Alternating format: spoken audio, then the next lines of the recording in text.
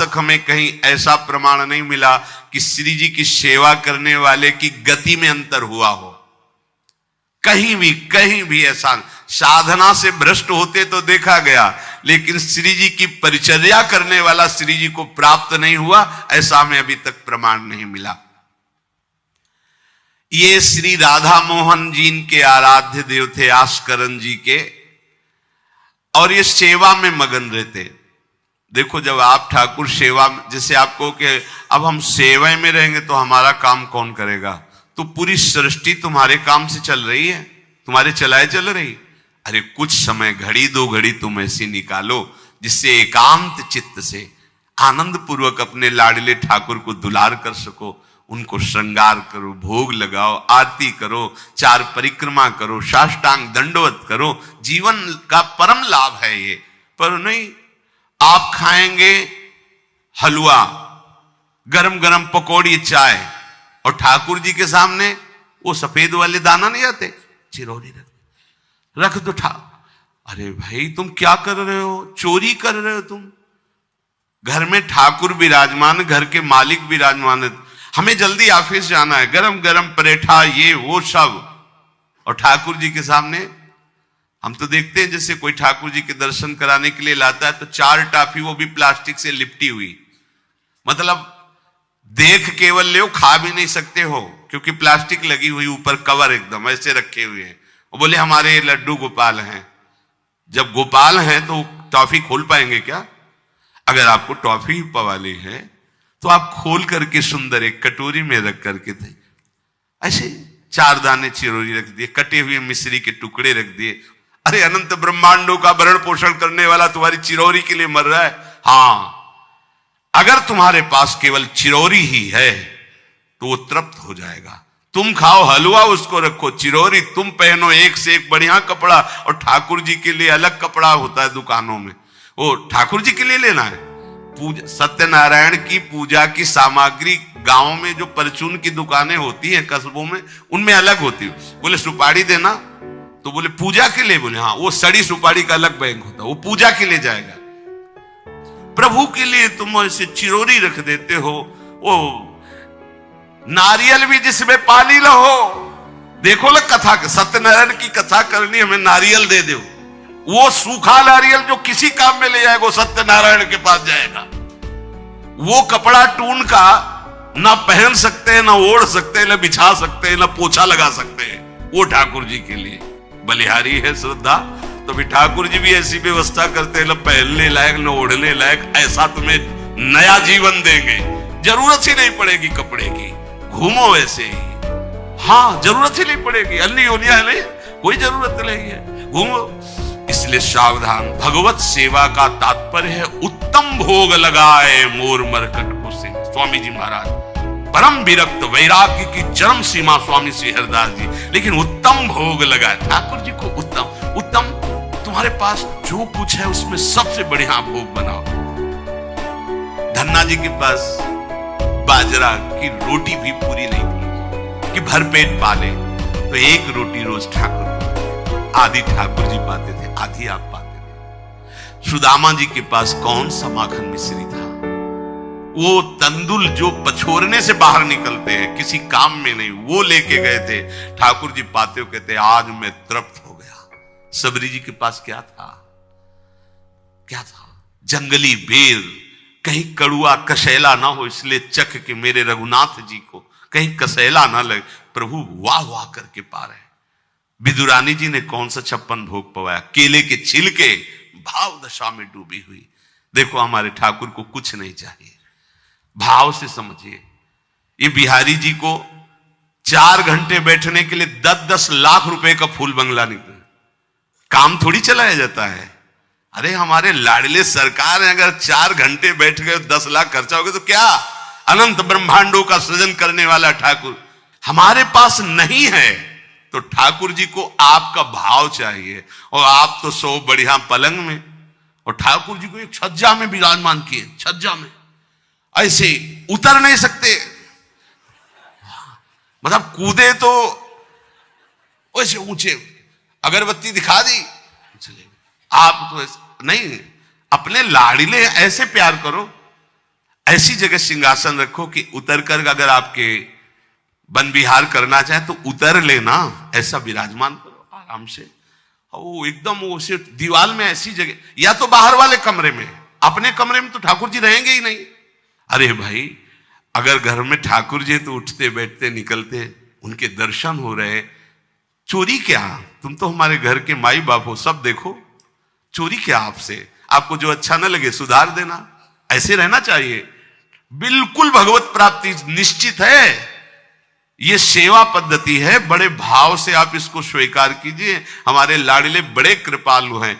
अरे जहर पिला रही है छाती में लगा के तो परम पद दे रहे हो, तुम दूध पिलाओगे तो तुम्हें परम पद नहीं मिलेगा। पूतना जहर लेकर के पिला रही बाल गोविंद को, अभी 6 दिन के ठाकुर हैं, उसे परम पद प्रदान किया, और आप रोज सुंदर सुंदर भोग लगा रहे हो और तुम्हें भगवत प्राप्ति नहीं होगी। ठाकुर जी की आरती उतार रहे हो, बलिहारी जा रहे हो, उनके सामने कीर्तन कर रहे हो, नृत्य कर, विश्वास तो करो ना, तुम्हें भगवत प्राप्ति हो जाएगी। आस्करण जी ने एक चौकीदार पूजा गृह के बाहर बैठाल दिया और कहा कोई भी भीतर आने ना पावे, क्योंकि एक बार भी सेवा में विक्षेप मुझे बर्दाश्त नहीं। तो ठीक 10 घड़ी का इन्होंने भी नियम, जो नियम लो उसका निर्वाह करो। 4 घंटे। दिल्ली का बादशाह किसी कारण से उधर आया हुआ था, उसने कहा मुझे आस्करण जी से तुरंत मिलाया जाए। पहले तो राजा लोग होते थे और बादशाह, अब जैसे मुख्यमंत्री और प्रधानमंत्री, राष्ट्रपति। तो जो मुख्यमंत्री हैं ये राजा हैं प्रदेश के, और वो संपूर्ण राज्यों का बादशाह उसे कहा जाता था। आस्करण जी को शीघ्र हमारे सामने उपस्थित किया जाए। प्रार्थना की कि महाराज असंभव, इस समय आस्करण जी महाराज अपने ठाकुर जी की सेवा में हैं और उनका आदेश है 4 घंटे कोई हमसे बात ना करे। आस्करण जी को सूचना देने के लिए बार बार सेवकों को आदेश किया, पर कोई भी सेवक बादशाह की आज्ञा पर नहीं उतरा। हम अपने राजा से ऐसा नहीं प्रार्थना कर सकते। 4 घंटे। बादशाह को बहुत कष्ट हुआ कि हमारी आज्ञा का उल्लंघन। तुरंत आदेश किया सेनापति को, बुलाओ, देखते हैं कि हमारी आज्ञा का उल्लंघन का परिणाम क्या होता है। सेनापति तुरंत उपस्थित हुआ। इस नगर के सबको दंड दिया जाए और बंदी बनाकर आस्करण को हमारे सामने लाया जाए, क्योंकि बादशाह है। अब अहम तो विराजमान है ही है, कोई परमहंस थोड़ी है कि अहंकार लीन हो गया है।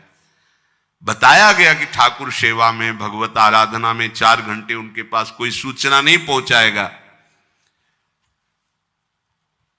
बादशाह की आज्ञा का उल्लंघन करने के कारण सब सैनिक जितने थे दब रहे थे। महाराज की तो आज्ञा है कि सूचना न दो, पर यहां तो सब गड़बड़ हो रहा है। बादशाह ही नाराज हो गया। बड़ी घबराहट पूरे नगर में फैल गई और पूरे सैनिकों में फैल गई। ये नरवरगढ़ ग्वालियर से दक्षिण में है। आस्करण जी ना शिकार खेलते थे, ना किसी को दंड देते थे, बस केवल भगवत सेवा, नाम जप, नाम कीर्तन, पूरे नगर को सब सुविधा, सबके घर में ठाकुर सेवा, सबके यहां नाम कीर्तन सुनाई देना चाहिए। जिसको जो जरूरत हो राज दरबार से ले जाए। किसी को लग सकता है अगर ऐसे बढ़ता रहेगा तो राज खजाना खत्म हो जाएगा। नहीं, अज्ञान से तुम सोचते हो। एक बार पूज्य पादुड़िया बाबा के यहां 500 लोगों का भोजन बना। अब वहां उत्सव में 5000 से भी अधिक लोग आ गए, तो जो सेवक जन थे, भंडारी थे, भाग के आए, बाबा अब तो बहुत ही हानि हो जाएगी, क्योंकि सब लोग आ गए, 5000 के लगभग लोग हैं और 500 का ही भोजन बना है। बाबा जी ने कहा घबराने की जरूरत नहीं। गए, अपना ऊपर का चला ऐसे डाल दिया जो रसोई बनी हुई थी। बोले इसे खोलना नहीं, बस बांटते जाओ। सब पा चुके, जितना बना था ना, भगवत प्रताप। हरिराम व्यास जी की बेटी का ब्याह, रात्रि में बारातियों के स्वागत के लिए एक से एक सुंदर पकवान बने हुए थे, क्योंकि जिनके चेला मधुकर शाह राजा थे उनके पास कमी क्या, सब सुविधाएं। हरिराम व्यास जी ने सोचा ये संसारी आदमी इतने सुंदर सुंदर पकवान पाएंगे, ये तो ठीक नहीं है। वृंदावन के संत जन लेंगे तो अपने ठाकुर का भोग लगाएंगे, पाएंगे, कीर्तन करेंगे। कोतवाल को बुलाया वृंदावन के और कहा सब वैष्णव जनों को कह दो कि तुरंत आ जाओ, रमनिया ले जाओ। देखो कैसी भावना है, बेटी का ब्याह है। बोले संसारी आदमी बाराती क्यों पाएंगे? अब हो तो कह दे अरे इज्जत चली जाएगी, बाबा जी को खवाने से क्या इज्जत है? बारातियों को खवाएंगे तो इज्जत बनेगी। ये किसकी? देहाभिमानियों की।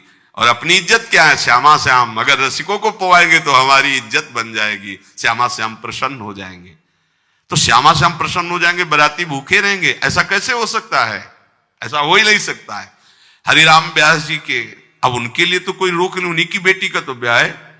जो भंडारे में सब जमा थे, लड्डू गुलाब जामुन ये वो सब भर भर के अमनिया ले जाओ ले जाओ। अब ब्रजवासी संत जन सबको बांट दिया, पर जितना भंडारा था उतना ही भंडारा। कर तुम अकर तुम अन्यथा कर तुम सर्व समर्था सा ईश्वरा।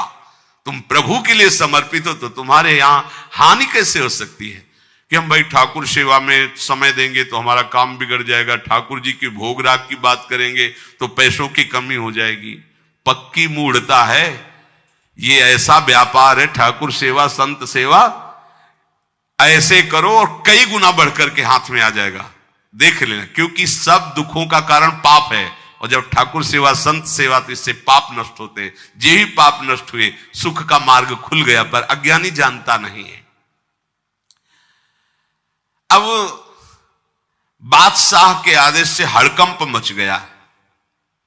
कही के पठाई कहो कीजिए लड़ाई, सुनी रुचि उपजाई चली पृथ्वी पति आयो है।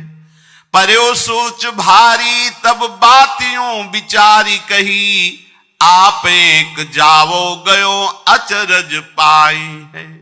सेवा करी सिद्धि साष्टांग होई के भूमि परे, देखी बड़ी बेर पांव खड्ग लगायो है।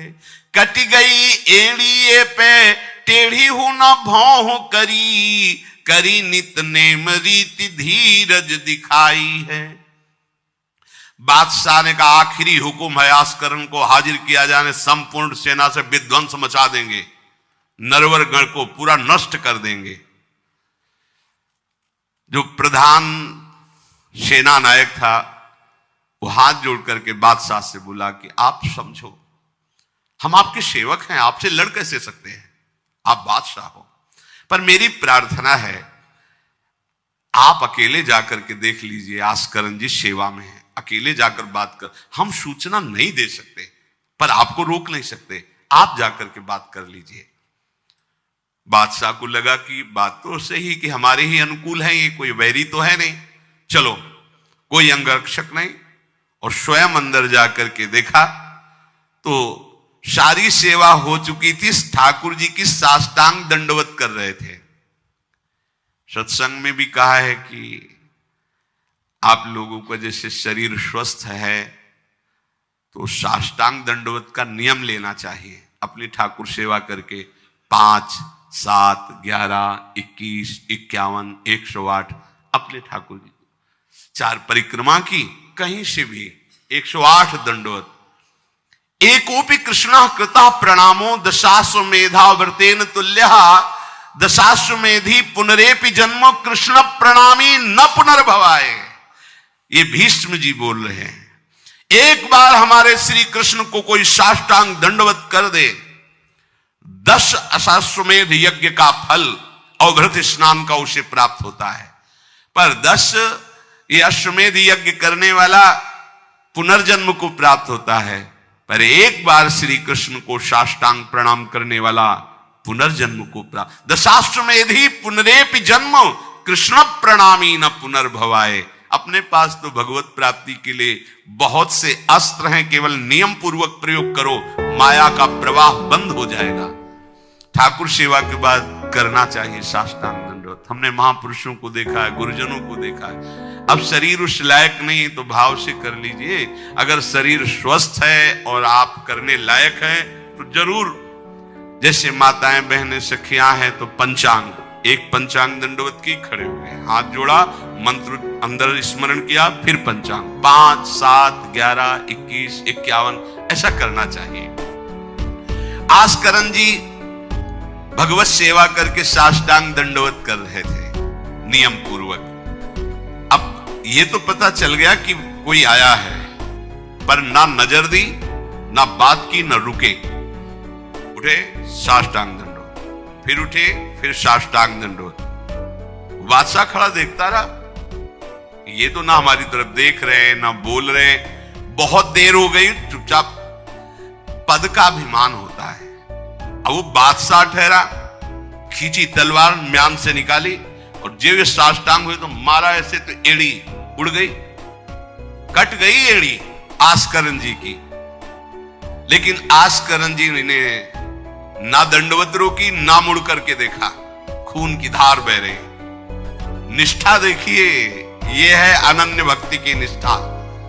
नहीं कहा कि अब रुक गए, कुछ नहीं, वैसे ही खड़े हुए, फिर साष्टांग दंडवत, फिर खड़े, खून से लथपथ हो रहे, कोई कष्ट का अनुभव नहीं दिखा रहे कि आओ कहे या पीछे मुड़ करके देखे। अब तो धैर्य छूट गया बादशाह की, ये मेरे से तो अपराध बन गया, ये कोई नाटक नहीं कर रहे, ये तो सच्ची में महान भागवत है। क्योंकि जो पद का अभिमानी जन होता है वो ये नहीं जानता है कि भक्ति क्या होती है, भक्ति का स्वरूप क्या होता है, भक्तों की निष्ठा क्या होती है। उनको तो लगता है कि मैं अमुक पदाधिकारी हूं, मैं इतना, तो ये बाबा जी लोग भीख मांगने वाले, इनके आगे क्या जमीन में बैठे, हमारे लिए कुर्सी की व्यवस्था नहीं होगी क्या? हमारे को इस पद का अभिमान जो मिला है उसका सम्मान होना चाहिए। तो वो जिस पद में है, इस सृष्टि में कोई वो पद नहीं है, वो हरिदास पद में है, हरि पार्षद। तुम तो मायाकृत सृष्टि के किसी पद पे होगे, वो मायापति के निजी पार्षद हैं। तुम्हें दिखाई देता है भिखारी है, तुम्हें दिखाई देता है भिक्षुक है, नहीं नहीं, वो इतने बड़े बादशाह के ऐसा बादशाह पैदा ही नहीं हुआ है? चाह मिटी चिंता मिटी, मनुआ बेपरवाह, और जिनको कछु न चाहिए वो साहन के साथ। नरपति सुरपति लोकपति, जिनके भावे घास, जिनके भावे घास, रहे परमानंद में तज सबही की आस। गर्दन उतार दोगे, अगर हरि का विधान होगा तो शरीर ही नष्ट होगा, नहीं तो हमें छू भी नहीं सकते, हमारे स्वरूप को नहीं छू सकते। भक्त अपनी निष्ठा पे होता है। एक बार भी आस्करण जी ने मुड़ करके नहीं देखा बादशाह की तरफ।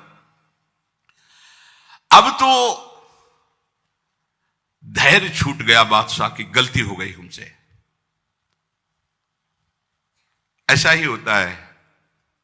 नवलदास जी को वृंदावन से हरिवंश महाप्रभु के शिष्य थे, तो बादशाह तुर्की था, उसके मन में वैश्यकुल के प्रति बड़ी ईर्ष्या पैदा हुई थी। तो उसने कहा भारत में वैश्यकुल नहीं रह जाना चाहिए, नष्ट कर दो।